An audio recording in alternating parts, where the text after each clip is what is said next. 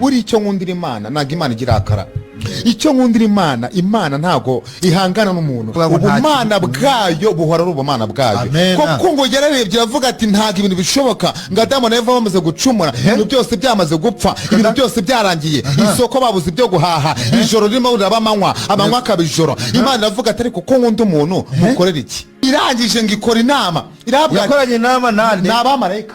Bitwa bande? Harimo bamarayika ba Gaburiyeli abo ngabo. Yego komeza inama birabaye. Yego. Inama imaze kuba iravuga ati se ninde muntu wamanuka akajya gucungura umuntu? Ese we.